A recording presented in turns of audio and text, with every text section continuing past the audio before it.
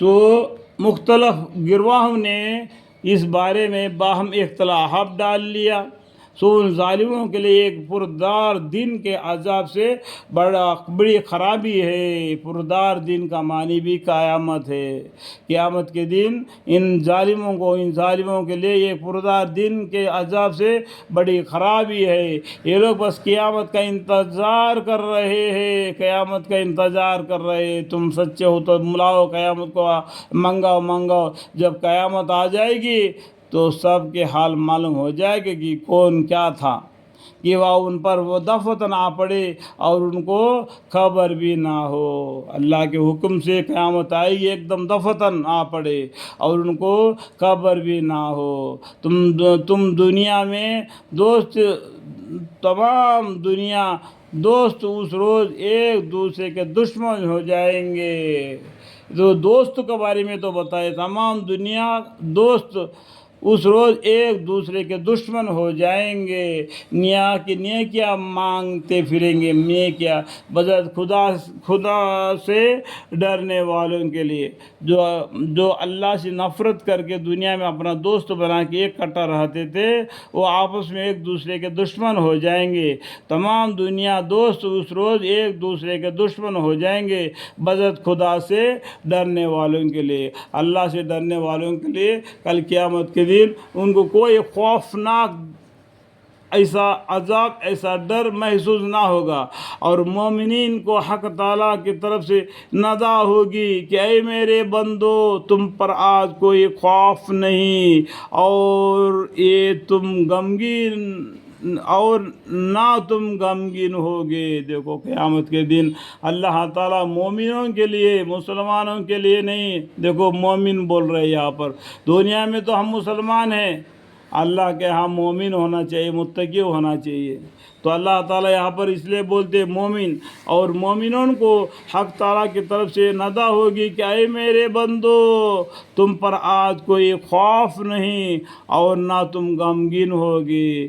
یعنی وہ بندے جو ہماری آیتوں پر ایمان لاتے اور ہمارے فرمانبردار تھے، تم اور تمہارے ایماندار بیویاں خوشی بخوش جنت میں داخل ہو جاؤ. اللہ الحمدللہ.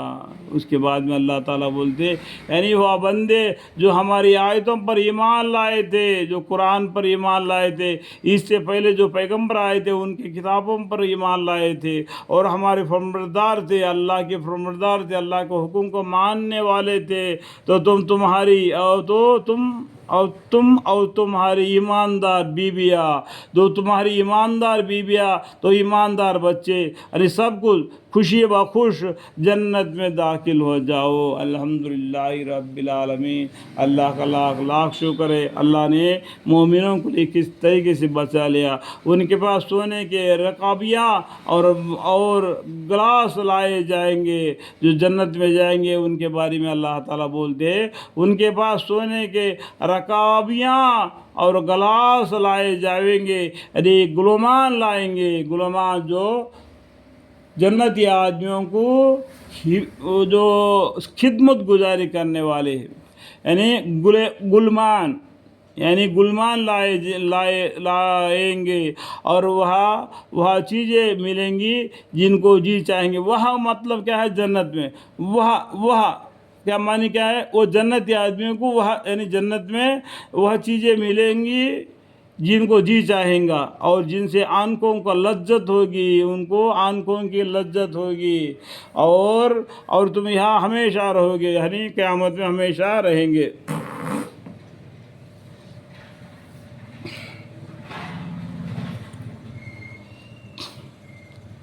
اور تم یہاں ہمیشہ رہو گے.